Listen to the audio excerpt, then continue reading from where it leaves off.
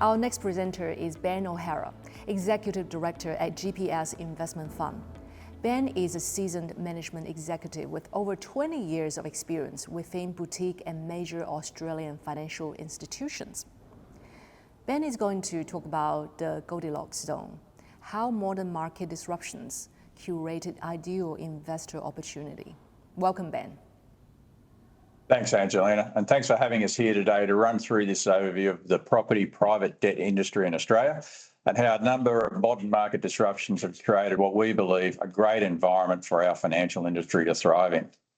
But of course, anything financially related, I'll need to state that anything I say here today is general in nature and does not take into account the views, particular needs and objectives or circumstances of the individual. So if you need advice, we advise you to seek the service of a qualified financial planner. And I also think it'd be good for people to know what is the GPS Investment Fund and what sort of lens I'll be looking at this presentation today in the debt industry that we're involved in. GPS is a commercial real estate debt provider. We take investor funds and deploy them via a registered first mortgage against physical property, be that residential, commercial or industrial, but in main cases it's residential.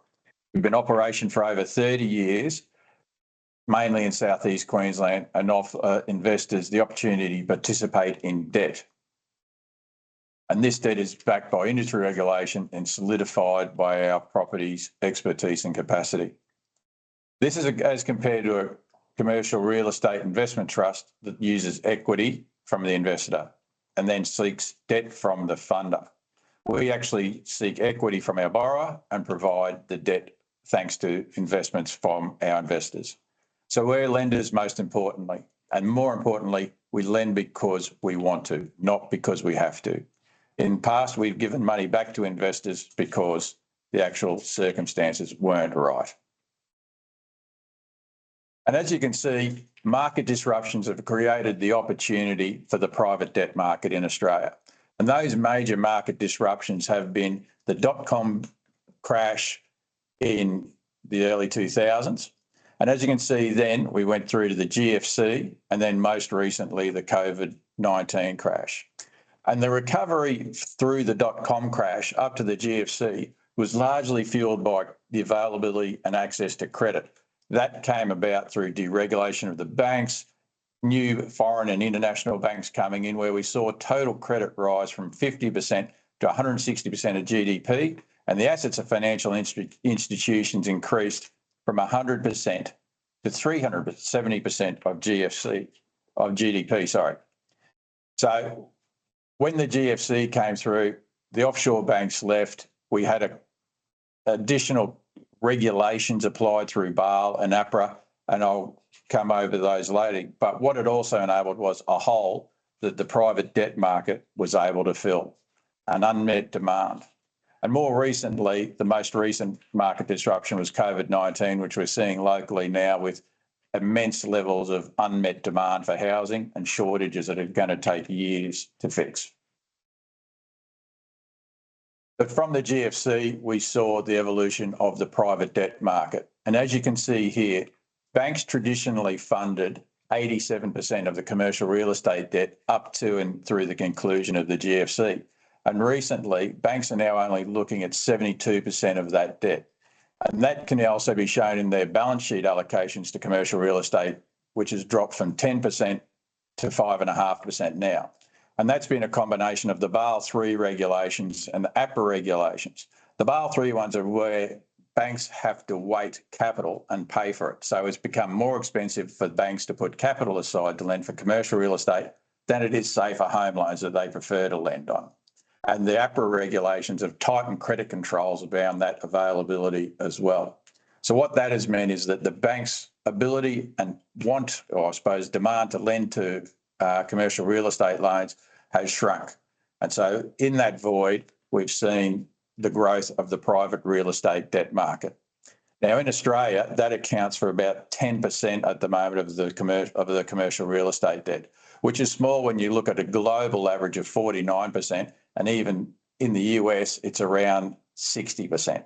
So we think that this private debt market will continue to grow over the future And but for nothing else, the inflation of construction and property prices will demand that those debt levels keep rising.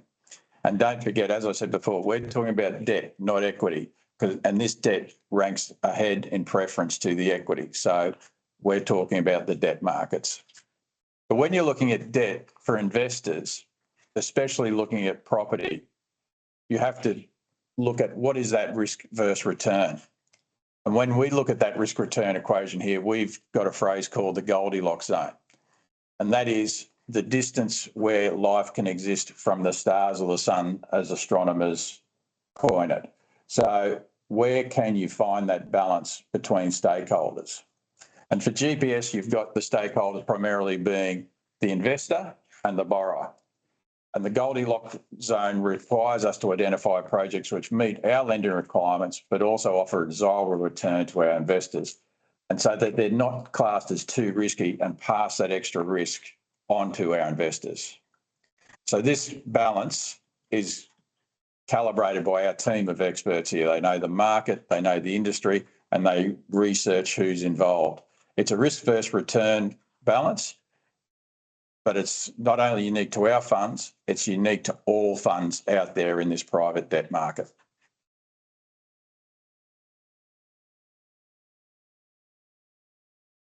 So this investment return, I suppose the easiest way to look at this is like an iceberg. What you see above the water is the rate of offer, the rate of interest being offered back to the investor.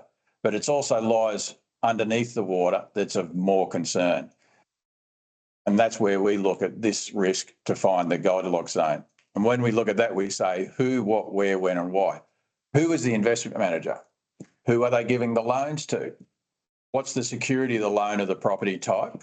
Is it residential, industrial? And what's the history of the fund on the other side? What is their length of tenure? Are they new or are they experienced investors? Where's the money being sourced and where is the money being applied? Where's the property located? Is it a good market? Is the security in a good area? Because we always have to look at your exit strategy up front. It's one thing to lend the money, it's another thing to get it back. So you always need to start with the end in mind, how to exit the deal. And the when, is now the right time? As I said before, we've given money back to investors in the past because we didn't think it was the right time to participate in the market. So what's the long-term prospect and view for market? And finally, the why.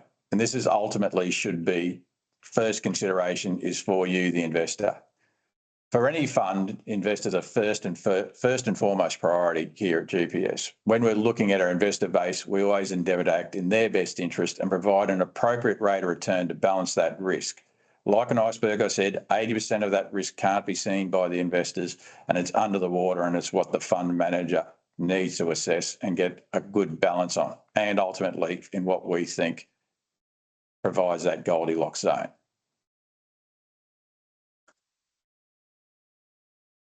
So if you bring this all back together, if you are looking at entering into the market and participating in the private debt market, which has had a lot of press lately and a lot of coverage, you need to look at the criteria that we think will put you in that Goldilocks zone as well. So this looks at all those options and especially as the market continues to shift.